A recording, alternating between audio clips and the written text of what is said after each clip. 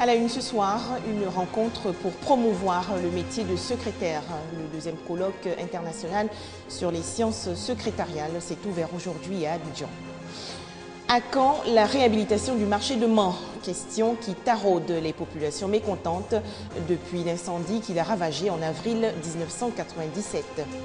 Enfin, deuxième tour incontournable pour l'élection présidentielle en Tunisie. Il va opposer le président sortant Marzouki à son principal rival, Caïd Essebsi. Voilà pour le sommaire. Madame, Monsieur, bonsoir. Les secrétaires des entreprises privées et des services publics de Côte d'Ivoire participent aujourd'hui au deuxième colloque international sur les sciences secrétariales. Objectif, propulser le métier de secrétaire à un niveau de formation universitaire.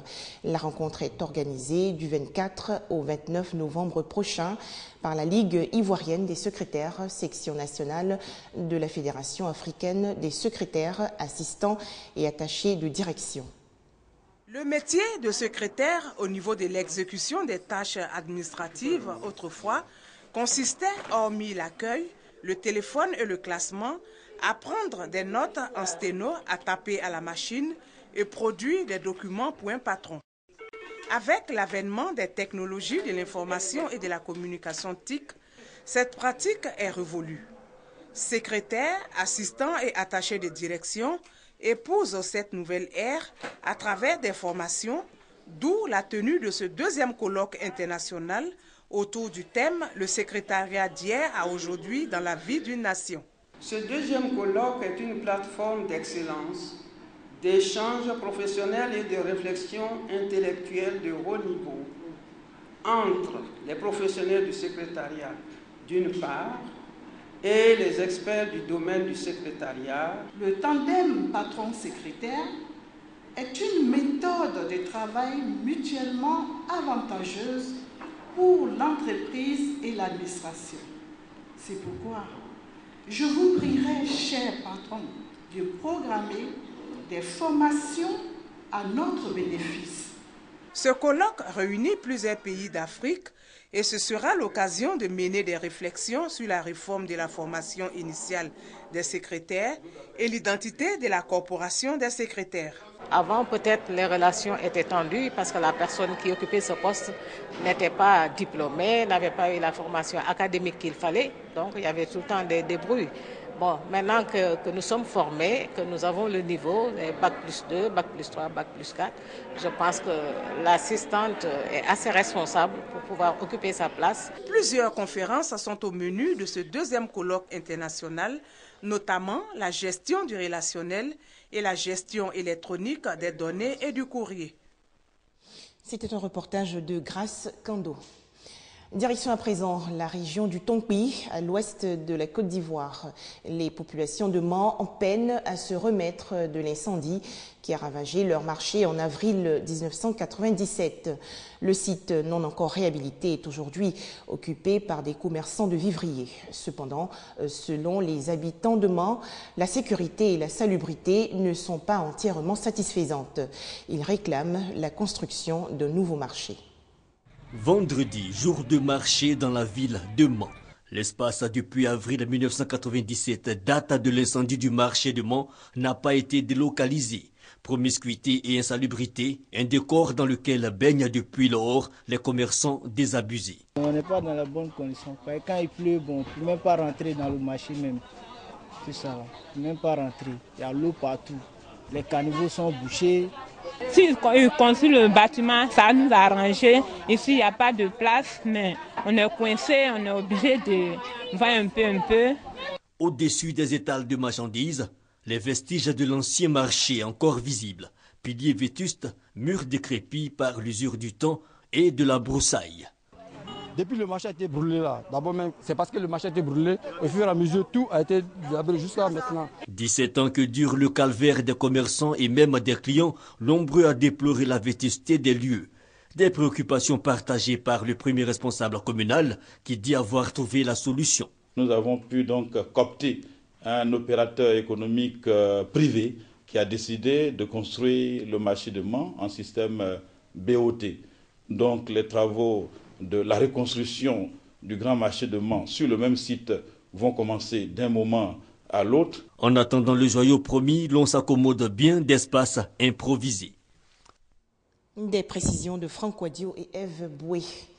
Au chapitre transport, cette formation d'environ 500 conducteurs professionnels d'automobiles ou de camions. Ce sont des instructions pour notamment freiner en douceur et éviter de se laisser surprendre. Abdul Kader Diomandé est chauffeur depuis plus de 20 ans. Il fait la ligne à Bobo en grès. Il a bénéficié d'un recyclage en sécurité routière, en code de la route et d'une formation en éducation aux droits de l'homme et à la citoyenneté. Objectif, améliorer sa technique de conduite et les rapports avec ses clients.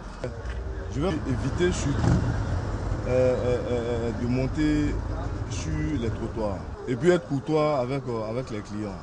Comme lui, ce sont 500 chauffeurs de toutes catégories de véhicules du district d'Abidjan qui ont bénéficié de cette formation.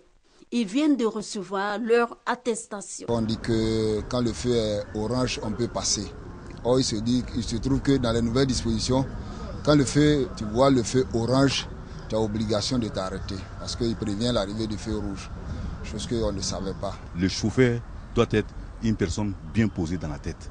Même si un client a un comportement qui ne te plaît pas, il faut lui demander pardon. Au-delà de ça, cette formation nous a appris comment on doit se comporter envers les corps habillés.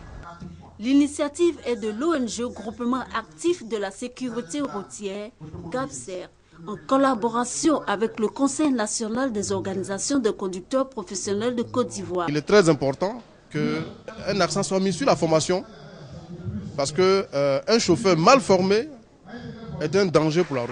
Nous-mêmes, nous sommes chauffeurs, nous travaillons, ça veut dire que nous avons des retombées. Donc, tout ça peut nous permettre de nous organiser à aller vers la formation continue. Cette formation de conducteurs s'étendra au reste du pays. Elle permettra de baisser le taux d'accidents, car par an, la Côte d'Ivoire enregistre 6 000 accidents, 600 tués et 11 000 blessés. On faisait le point avec Ami Sissoko.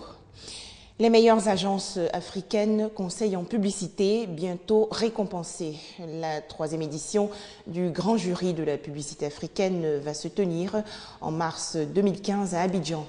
Il s'agit également d'assainir le milieu de la publicité en Afrique. L'événement a été lancé officiellement le 20 novembre dernier. Thème retenu, la création publicitaire, levier de croissance économique. La publicité, elle a pour but d'inciter le public à acheter ou à consommer un produit. Cependant, le secteur est miné par le manque de rigueur, l'existence d'amateurs et de clandestins. C'est pour promouvoir le professionnalisme dans le métier qu'est né le grand jury de la publicité africaine, GJPA. Cette plateforme de distinction des professionnels du secteur de la publicité est à sa 3e édition avec pour thème la création publicitaire, levier de croissance économique. Le GJPA est constitué de 2 concours. Le concours de la meilleure publicité africaine, c'est le concours que nous faisons habituellement. Et cette année, nous avons décidé d'ouvrir, comme on appelle, un concours qui est spécialement adressé aux élèves et étudiants des écoles et universités africaines. Ce que nous avons constaté, que les agences non agréées au CSP ou bien des non-professionnels prenaient un peu le pas sur les agences agréées, ce qui tuait un peu le secteur de la publicité. La promotion du professionnalisme et de la qualité dans le secteur de la publicité, une initiative appréciée par les acteurs. C'est une excellente initiative qui permet non seulement à toutes les agences de faire valoir leur savoir-faire, la qualité et surtout la créativité qui sera mise en avant lors de cet événement.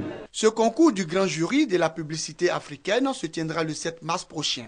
Un concours qui vise à consolider et à préserver les acquis du paysage publicitaire africain. Un reportage de Koné Pargassoro. Et pour terminer l'actualité nationale, sachez que environ 100 bourses d'études ont été remises récemment aux jeunes membres de la mission évangélique La Voix Sainte. C'est un don de la fondation Adja Nabintou Sissé. On retrouve Koné Pargassoro. Grande joie pour les jeunes de la mission évangélique La Voix Sainte. Ces jeunes viennent de recevoir 100 bourses d'études des mains de la fondation Adja Nabintou Sissé. Cette prise en charge, c'est pour permettre aux frères et aux sœurs qui n'ont pas eu l'opportunité de continuer leurs études. Donc c'est des prises en charge de 100%. Au niveau des BTS, licence professionnelle et master. Pour Touré Nabi Issouf, président de la Fondation Adiana Bintou Cissé, ce geste vise à renforcer les excellentes relations entre les différentes religions en Côte d'Ivoire. La mission évangélique, la Voix Sainte, se félicite de ce geste des responsables de la Fondation. Occasion pour la mission d'exhorter les fidèles à prier pour la paix et la cohésion entre les filles et les fils de la Côte d'Ivoire. Boko Haram commet un nouveau massacre. Des membres du groupe islamiste ont tué 48 commerçants près du village de Doron-Baga sur les berges du lac Tchad. Ces marchands venus de Maïdougouri au Nigeria voulaient aller au Tchad pour acheter du poisson. Artistes africains chantent contre l'épidémie d'Ebola. Tikenja Fakoli de la Côte d'Ivoire, Oumou Sangaré du Mali ou encore Didier Awadi du Sénégal ont présenté récemment la chanson intitulée Africa Stop Ebola. Il s'agit de sensibiliser les populations africaines au danger du virus Ebola qui a déjà fait 5 459 morts depuis le début de l'année en Afrique de l'Ouest.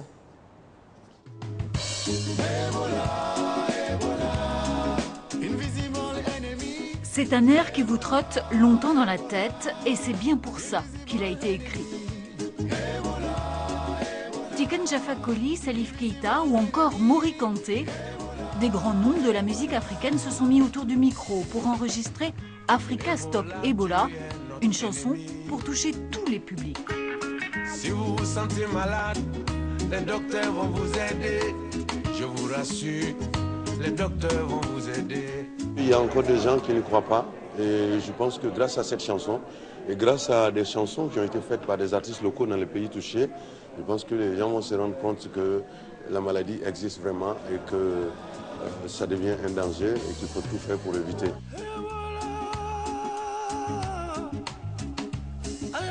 Lavez-vous les mains, allez voir le médecin, ne touchez pas les morts. Les messages de prévention sont déclinés en plusieurs langues. Un leitmotiv qui passera sur les ondes des radios et des télés d'Afrique de l'Ouest. Le grand message, c'est un message d'espoir. Parce qu'aujourd'hui, Ebola, les gens, on a peur, il y a une frayeur qui est là, il y a une panique. Il y a tellement de choses qui nous minent. Aujourd'hui, on s'est dit, Ebola, qu'est-ce qui va nous arriver? C'est une fatalité, c'est une malédiction. Pourquoi l'Afrique? Pourquoi toujours les populations les plus pauvres? C'est un message d'espoir avant tout que nous voulons faire passer. Dire qu'il est possible de stopper cette maladie. Sur chaque téléchargement, 20 centimes d'euros seront reversés à Médecins sans frontières. L'ONG en première ligne d'une épidémie qui ne faiblit pas et qui a déjà fait près de 5500 morts.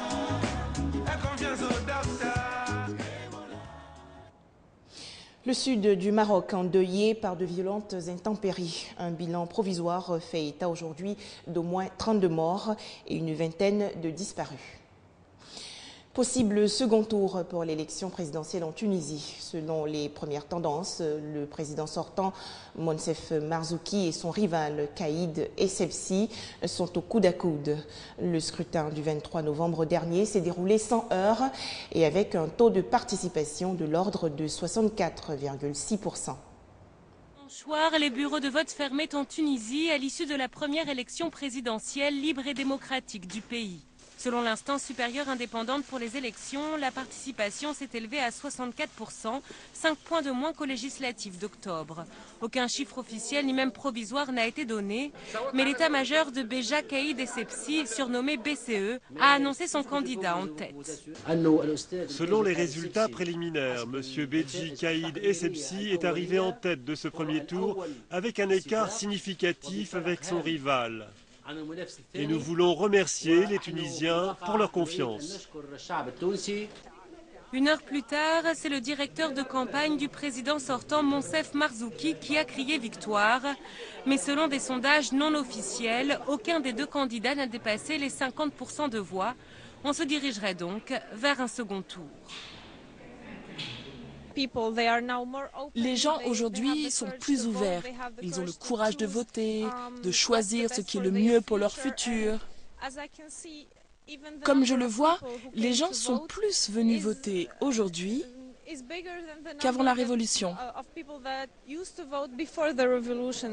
Les résultats du premier tour de la présidentielle devraient être connus mercredi. Beaucoup s'inquiètent déjà d'une éventuelle hégémonie de Nida Tounes. Si jamais BCE l'emporte, il sera à la tête de l'État, fort à l'Assemblée, et décidera de la composition du gouvernement. Les négociations sur le nucléaire iranien ont échoué. Elles seront prolongées jusqu'en juin 2015. Les 6 puissances mondiales, dont les États-Unis et la Chine, n'ont pas réussi à respecter la date butoir fixée à dimanche minuit pour parvenir à un accord. Les négociations sur le nucléaire iranien ont échoué lundi, date limite fixée il y a 1 an pour les discussions devant permettre à l'Iran d'avoir accès au nucléaire civil. Mais les grandes puissances ne veulent pas que l'Iran puisse se doter de l'arme nucléaire. Les 6 pays se sont donnés jusqu'au 30 juin pour aboutir à un accord, des négociations qui seront celles de la dernière chance. Dans quelques semaines, le nouveau Sénat américain sera aux mains des républicains, très hostiles à un compromis avec l'Iran. Et c'est la fin de cette édition. Merci de votre confiance et de votre fidélité à RTI2.